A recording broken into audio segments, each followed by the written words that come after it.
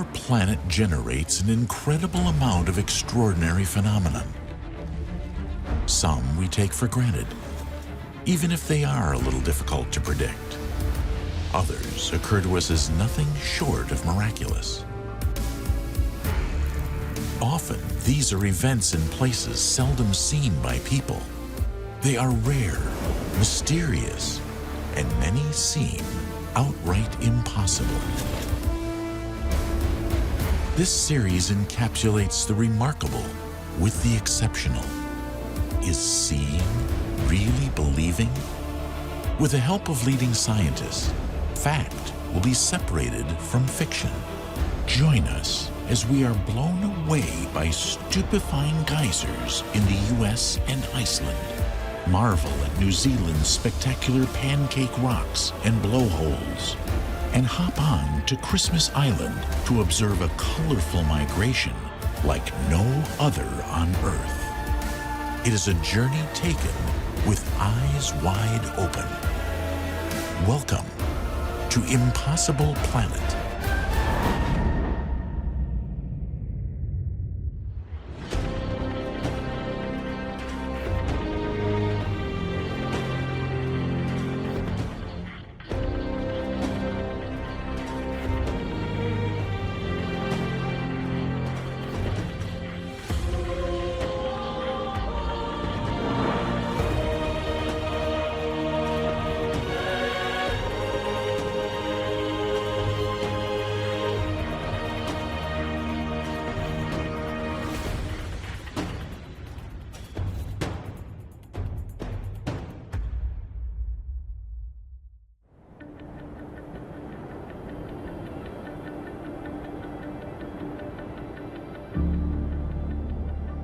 They are a rare phenomenon, existing only thanks to an intricate and specific set of plumbing, naturally created deep within the ground. They are the culmination of a coincidence of unusual conditions. Their study has led to medical breakthroughs. Yet to this day, centuries after their discovery, they are still enthralling scientists. They seem to almost defy logic, these blisters on the surface of the Earth's crust. These are geysers. Mystical geological structures that are both fascinating and ferocious. Capable of shooting over 8,000 gallons of boiling water, 145 feet into the air.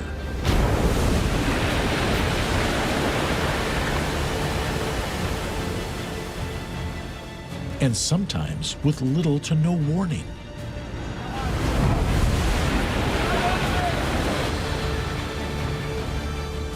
Yet their numbers are limited. The geyser region is one of the few places in Iceland where you have these erupting geysers.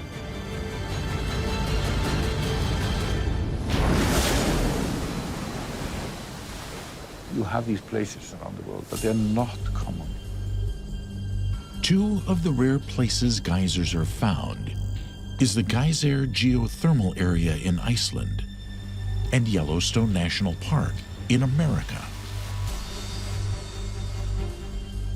George Karunis has dedicated his life to visiting awe-inspiring phenomena around the world, and knows of the delicate balance nature must strike to allow these erupting hot springs to exist. There's three main ingredients for geysers to form. You have to have an underground heat source, so magma, a chamber of magma, typically deep below the Earth's surface, but close enough to the surface that it can interact with the second element, that is groundwater. That's the typical groundwater that you would find if you were to dig for a well. When that water interacts with the hot rock that's been heated by that magma, it wants to expand and head up towards the surface. But of course, it has to go somehow through that crust, and it's the plumbing underneath, the porous rock, the reservoirs, the chambers, the channels of cracks and fissures in the Earth's crust that create the channel for that geyser to form. The Geyser geothermal field in Iceland is one such place. The area has an abundance of hot springs and several geysers, including the famous Great Geyser in Strókr, which erupts approximately every 5 to 10 minutes. The geysers and hot springs run in the same direction as the tectonic lines, the cracks in the Earth's surface allowing water to enter deep underground. There's a conduit that goes usually maybe 10, 15, 20 meters into the ground. If you have hot water that's heating up in the geyser, in the deeper regions, and when it's heated, it expands. And the only way for the mix of steam and water is to rise faster and faster up through the conduit, and we get an eruption. And the conduit is then partly emptied, and the eruption is over.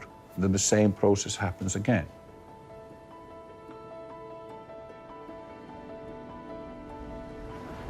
While the existence of geysers is contingent on extreme heat within the Earth, the conditions under which they are created are quite specific.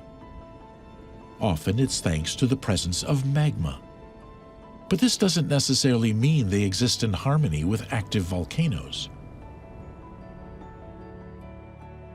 Magnus Tumi Gudmundsson is a professor of geophysics based in Iceland. What seems to be needed is a reasonable amount of stability, so these channels and conduits can form near the volcanoes. They don't seem to find these type of erupting geysers. The water is not clean enough. Similarly, other natural phenomena like earthquakes can play havoc with their eruptions. Earthquakes certainly can disrupt the plumbing beneath the ground and destroy geysers. You can have instances of mineral deposits choking off some of the conduits where the hot water passes through. So there are naturally occurring events that can make geysers stop erupting. Nowhere is this more noted than with the grandfather of all geysers. Aptly named the Great Geyser, it is claimed to be the first known to modern Europeans. Its violent power noted in the 13th century.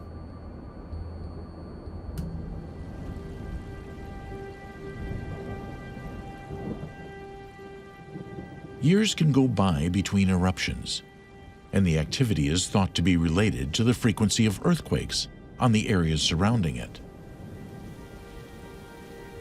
So the old geyser, it started to erupt again. There were earthquakes in the year 2000. Then it started to erupt again, probably because there were movement on fissures in the area, and that meant that there was more hot water reaching the geyser, so it actually started to erupt again.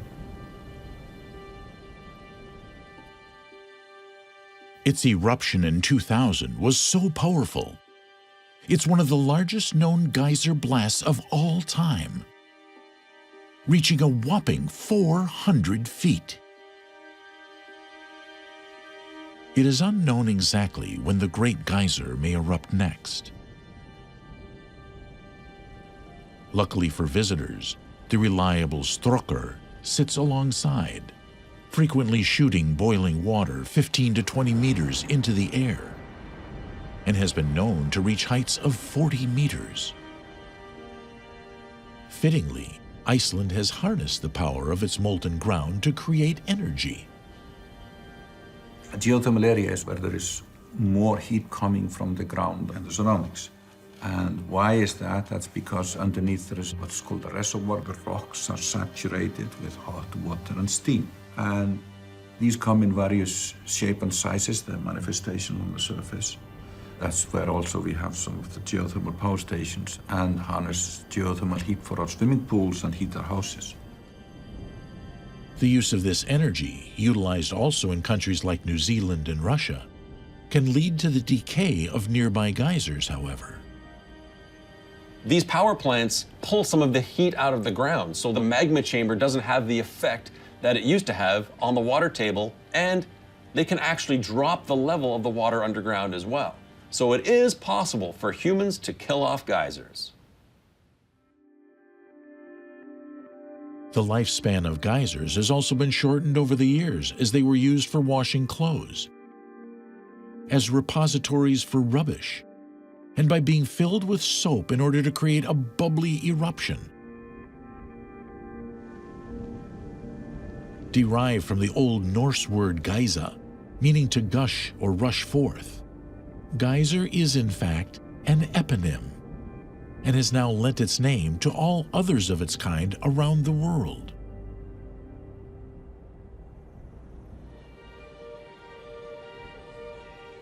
One such place is in Yellowstone National Park. Attracting over 4 million visitors each year, it was gazetted as the world's first national park in 1872. Its abundance of geysers being noted as a reason for its preservation. Yellowstone is home to the most geysers in the world and some of the biggest ones on planet Earth as well. There's evidence of up to 1,200 having erupted there, and at any given time there are over 400 that are active that you can go and see at Yellowstone. So what is heating the water below ground here that creates such a concentration of geysers?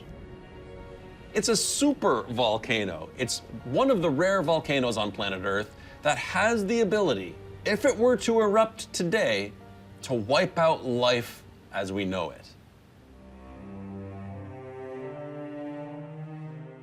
Located in the northwest corner of North America, Yellowstone is so vast that its boundaries traverse state lines,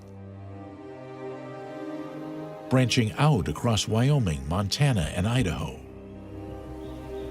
At first glance, you wouldn't really understand that Yellowstone is a volcano because it's so incredibly huge. The crater or caldera of the volcano itself is so big that you have to get into your car and drive for about an hour or two to get to the other side. It's so massive. Yellowstone is in fact situated directly over not one, but 2 reservoirs of molten hot magma. The first shallower reservoir is composed of rhyolite and stretches from 5 kilometers to 17 kilometers beneath the surface of the Earth, and is a whopping 90 kilometers long and 40 kilometers wide. The second deeper chamber starts at 20 kilometers beneath the surface and runs 50 kilometers into the center of the Earth.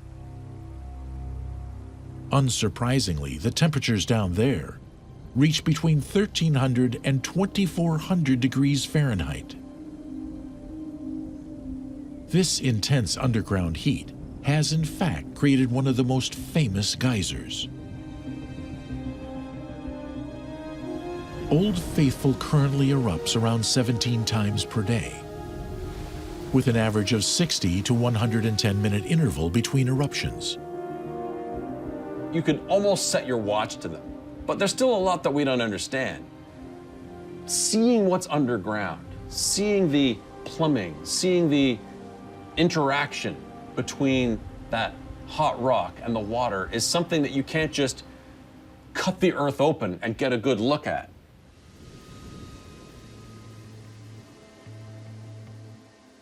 Outside of Yellowstone and Iceland, the last remaining deposits of geysers can be found in only a few other places on Earth. In the Topo Volcanic Zone in New Zealand, the aptly named Valley of Geysers in Russia, and El Tatio in Chile. Each of these geysers, no matter how old or their geographical location, display a vivid hue of varied colors, a giveaway of the surprise they hide within their bubbling waters. Some of those colors are caused by mineral deposits that are left behind by evaporating water, but some of them are caused by colonies of extremophile bacteria, living microscopic organisms that thrive in these incredibly hot conditions. Not only are they beautiful to look at, but the study of these extremophiles has paved the way for many important scientific breakthroughs. Their discovery has led to the creation of a range of groundbreaking medical applications, all of which utilize their ability to survive in extreme heat, including medical diagnostics and the forensic analysis of DNA. The study of these thermophiles even has reaches far beyond planet Earth. There are extreme conditions that exist on planets far away, within our solar system and even beyond. And the more we can learn about these bacteria that thrive in these extreme places, the more clues we learn about where we should look for life on other planets. An insight into the future and the activities of the Earth's core.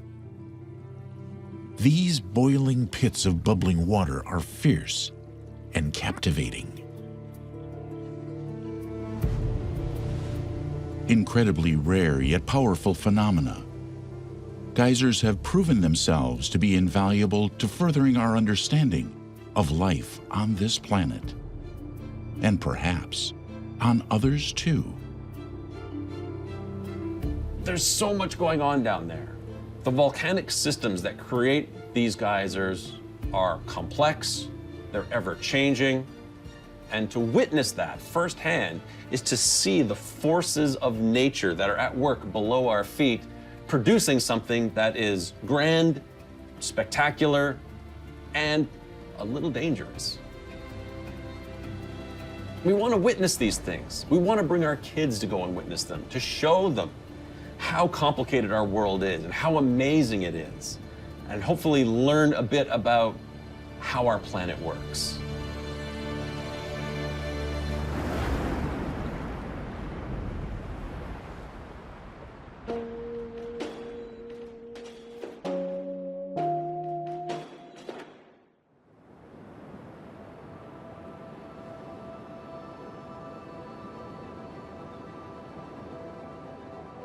It's as though nature has dished up a slice of perfection.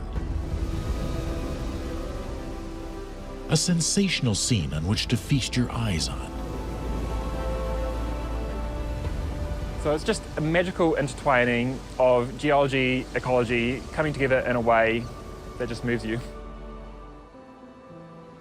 How did these form? How did these get like this? That's impossible. On the west coast of New Zealand, hidden behind dense coastal rainforest, rich in ecology, is a geological wonder. These tall, dark stacks are known as the Pancake rocks, and it's not hard to figure out why. It looks like a stack of, American-style pancakes, one on top of the other.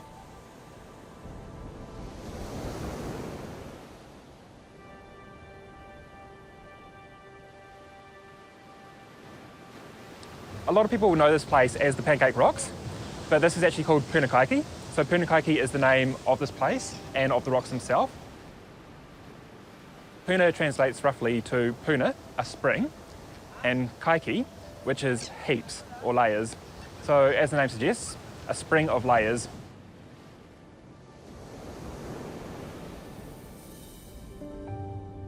The Pancake rocks of Punakaiki and the blowholes surrounding are one of the most popular natural attractions in New Zealand's South Island. It's just really easy to be taken in by the entire raw nature of the area. It's not everywhere where you can go within moments of the road, just be totally lost in nature. Usually you have to walk for miles to get into a feature like this. Even on a busy day, you can find your nice little corner, take in the ocean, the rock stacks, the wildlife, the flowers. It's all amazing. I've never seen anything like this. And now I kind of see why they're called pancake rocks, stacked like pancakes. I'm just wondering, where's the butter?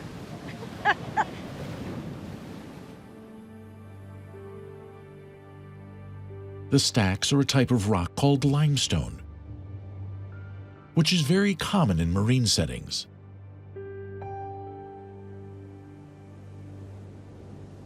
It's made up of calcium carbonate. And that comes from all the shells of sea creatures. Most of the shells of things you can think of that live in the ocean are calcium carbonate. So when all those critters die, they sink to the bottom and they just make up layers and layers of this calcium carbonate. It would start life and ooze on the seafloor, and eventually, as it gets compressed by more layers above it, it would turn into a rock that we call limestone. The ocean that we had here was super, super rich. So this limestone is actually a lot stronger than a lot of the other limestones around the world.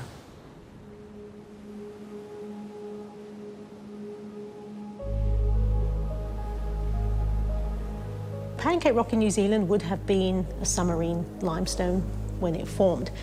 So calcium carbonate has a very interesting property that when you start to compress it, various grains start to dissolve and reconfigure. So you end up with these very wiggly, irregular lines all through it.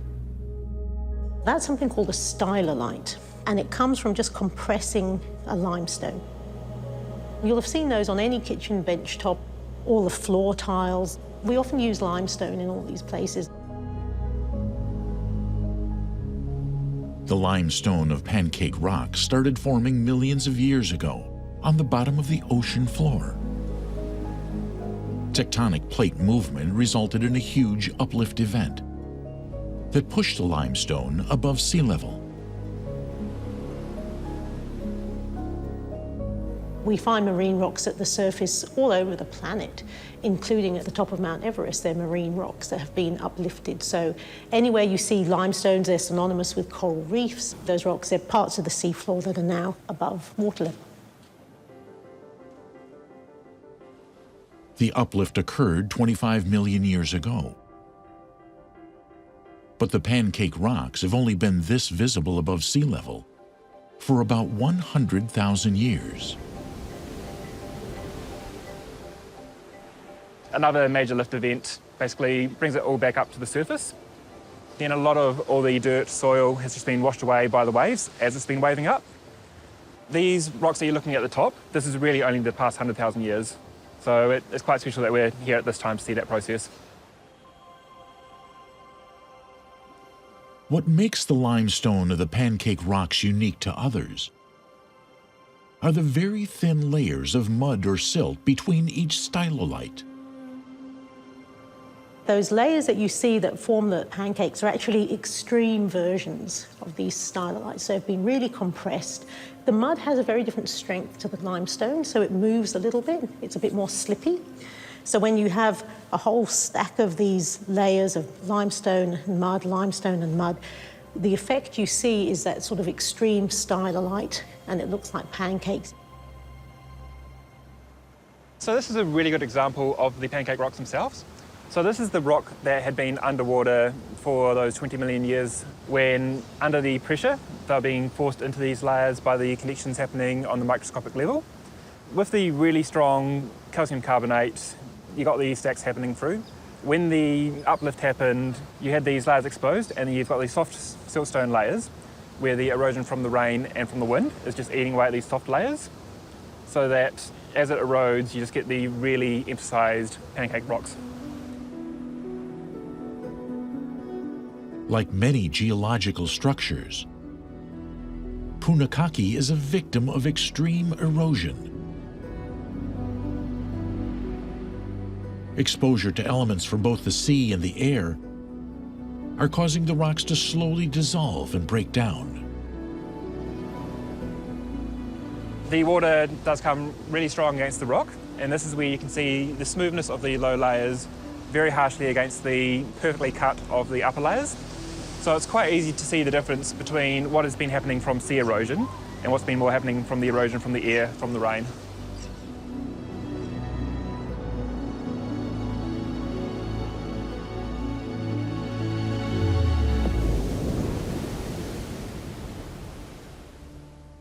Strong waves strip main matter from the rock's surface,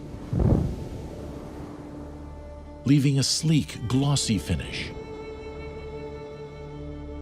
While from the top, the air and wind is acting like a sandpaper, slowly eating away at the layers.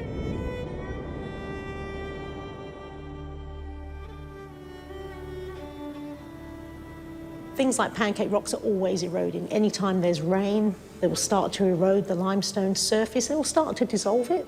You get lots of little pits in the surface of the limestone, and the pits eventually join up and make big fractures.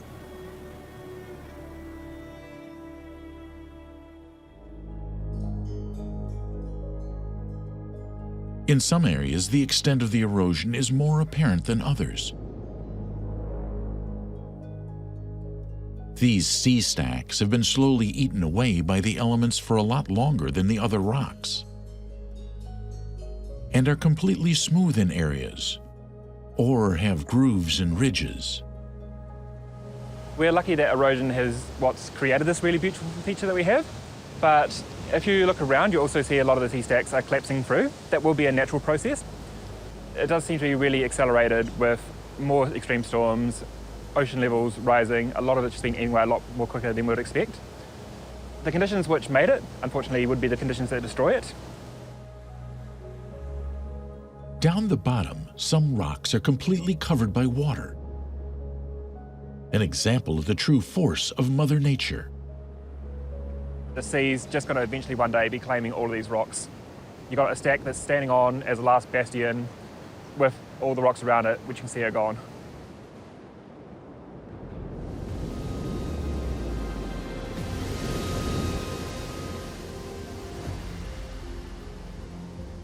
Alongside the pancake stacks of Punakaki are these spectacular blowholes.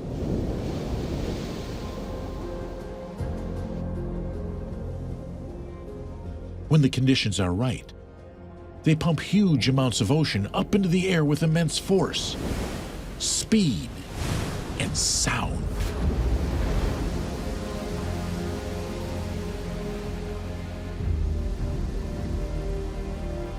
There are several blowholes in the area, the most famous being Putai. Here, the pancake rocks circle a massive bowl below, and the seawater sprays out to great heights. So when it does come through the bottom, it splashes up and then just really opens out. So that's where you get the really beautiful rainbows, just because there's a real spread of the water coming through here, and it's just the perfect chamber for the light to come through.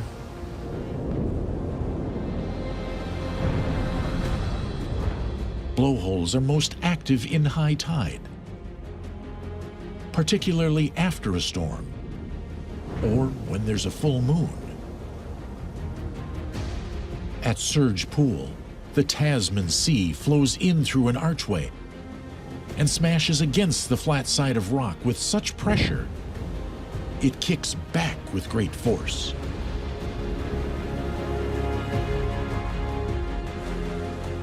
So when the water's coming in here and the tide is high, it hits the back of this wall with nowhere to go and just slams over the top. We also have a tunnel down the bottom of this, and this does lead through to the Southern Sound.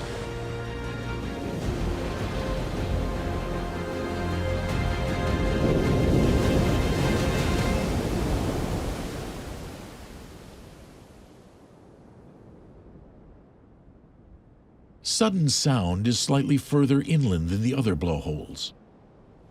Its distinguishing feature is the eerie sounds that emanate from within. The really cool thing about Southern Sound, where it's in, it becomes a reverberation chamber. So it's the sort of one where you can be kind of just walking past it, then suddenly it's this woo sort of noise, and you're like, oh, hey.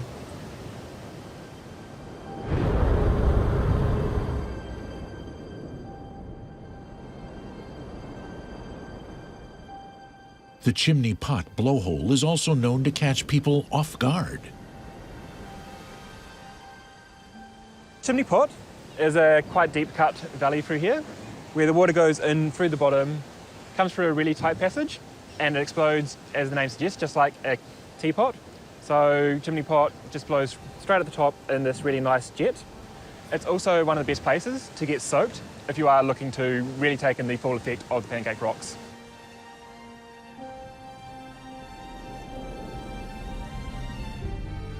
As wondrous as this serving of pancake geology is, its lifespan is ultimately limited.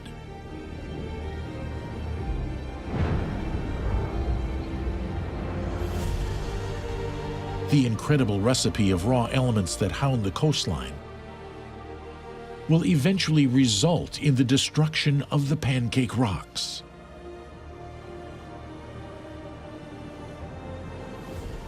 Nothing in the geological world lasts forever. It's all destined to be eroded and redeposited somewhere else. Whether you're into the geology, the ecology, or if you just know nothing about science and you just love stuff that looks beautiful, it's all here.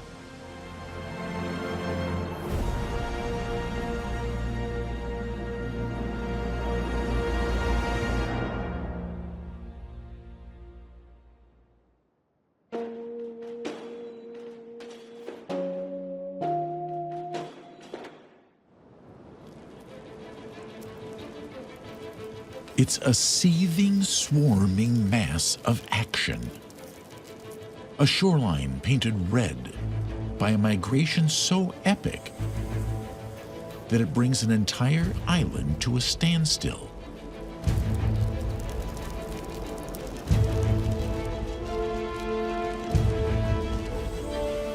It's meticulously timed, yet hard to predict. It happens every year, but part of it remains shrouded in secrecy and the unknown. And it's the only place on Earth where it takes place. This is the red crab migration.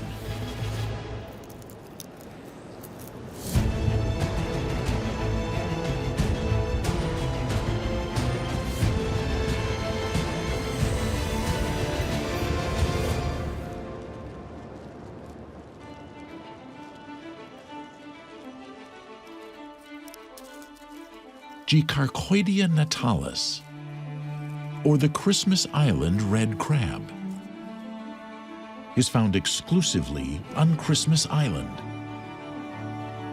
a 52-square-mile island off the coast of Indonesia. Estimates vary, but for a few weeks every year, approximately 40 to 50 million crabs of varying sizes ruled this landmass. As adults, marching seaward,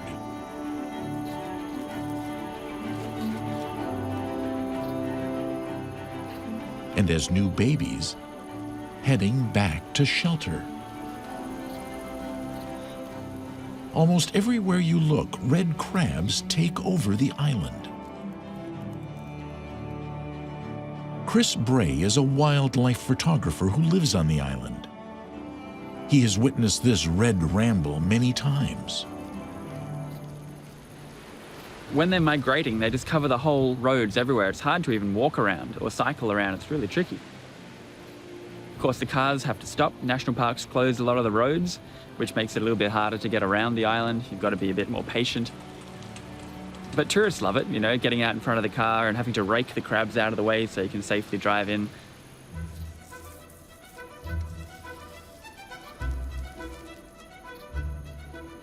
The main adult migration can last up to 18 days, bringing the island to a halt as streams of crabs climb down cliffs, cross roads, and any other obstacles in their path.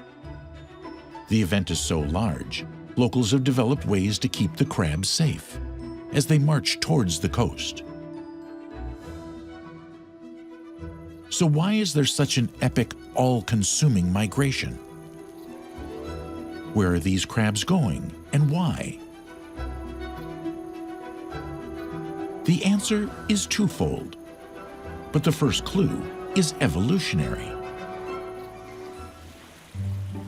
I guess when most people think about crabs, they think of ocean crabs running around in the rock pools.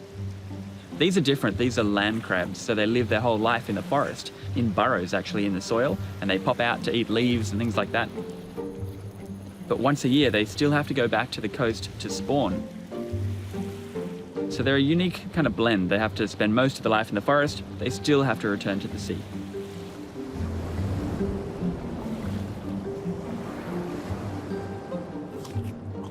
It is this evolutionary throwback that is the catalyst for the tumultuous and yet sometimes risky expedition. The adult's ancestral urge to return to the rocky shores of the island to mate and release their larvae exposes them to long periods in the baking heat. The sun's rays putting them at risk of dehydration during their 9-kilometer voyage to the ocean. To better their chances at surviving this journey, the weather must be cool and moist. Herein lies the second clue to the cause of their migration. So the whole epic event is kicked off by the rain, and we don't really know when the rain is going to come each year, so it's hard to predict. The crabs don't know either. But when it does happen, they are ready and emerge from their inland burrows in the millions. When the rainy season starts, typically around October, November, the relative humidity goes up and the first rainfalls start. This triggers in them the urge to migrate to the coast for breeding.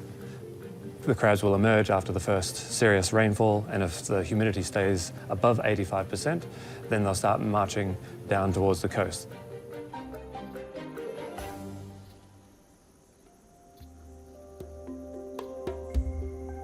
The timing of this journey is meticulous and seemingly well organized, yet changes every year. They'll actually stop the migration if humidity drops, because it gets too dry and they don't really want to be walking around in the sunshine. So they'll take shelter until either more rain comes or the humidity rises again. Once they reach the ocean, the males will dig mating burrows, which will then house the females for between 12 and 13 days, while their eggs develop.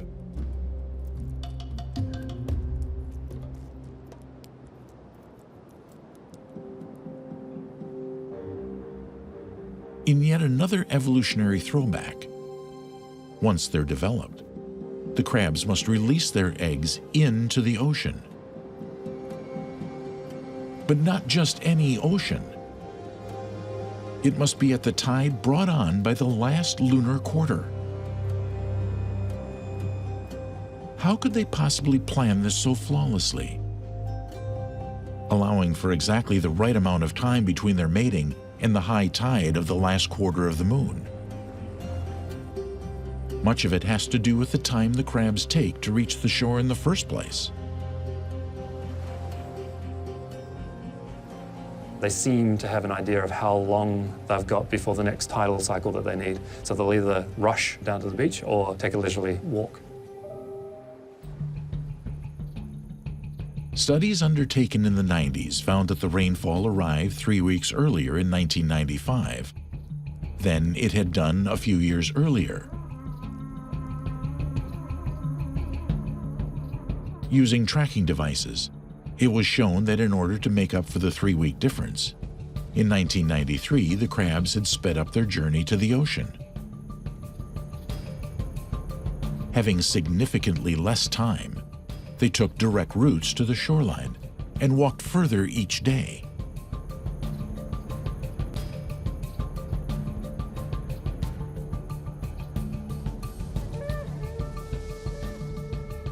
In 1995, however, the tracking devices show they took more regular food breaks, took longer, more circuitous routes, and often stopped along the way. Once the females, safe in their sandy burrows, have allowed time for their eggs to develop. However, the process is always the same.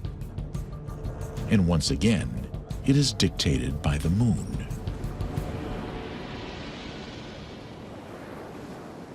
Just before dawn, all the females come out and clamber out onto these rocks and just cover the whole coastline red.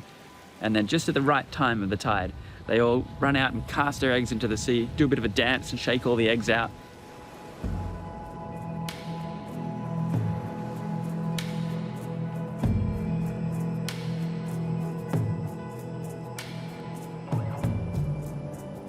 In an awesome shimmy, The female crab releases tens of thousands of eggs into the water. Vibrating and shaking her body, the epic dance moves empty the pouch. But it's a risky business. The excursion into the sea is yet another high-stakes move for these females. As land crabs, they can't survive underwater. If they lose grip during spawning and are washed out to sea, they will drown.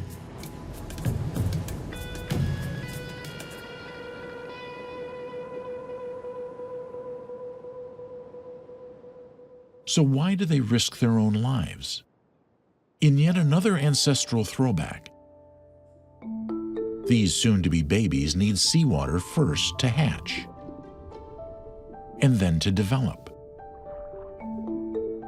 As soon as the eggs hit the seawater, they hatch and turn into these little megalope like plankton. And the reason for this synchronicity amongst the mothers?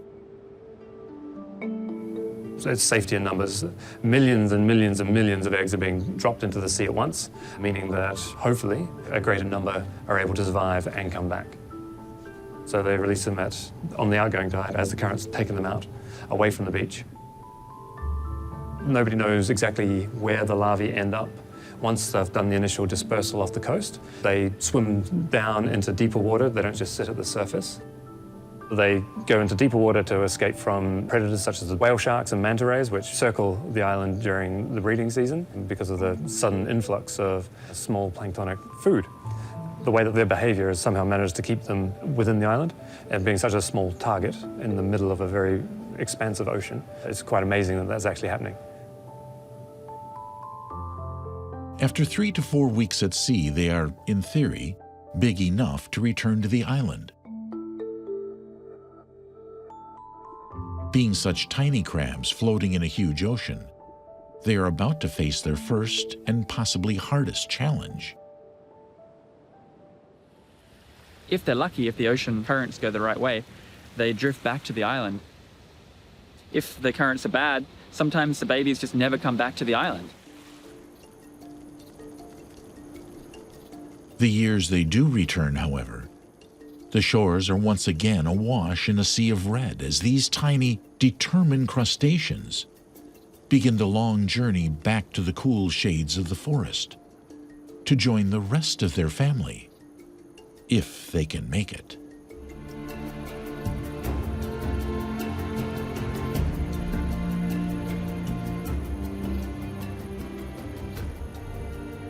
The crablings are often only 5 millimeters across, their size ensuring they are no less vulnerable on land than at sea. As they slowly make their journey inland, they are still at the mercy of other, larger threats.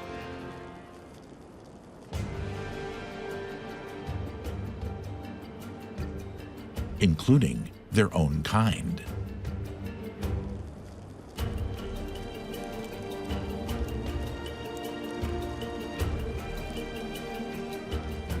It's also a matter of negotiating the terrain, climbing over, under, around, and through any obstructions in their path.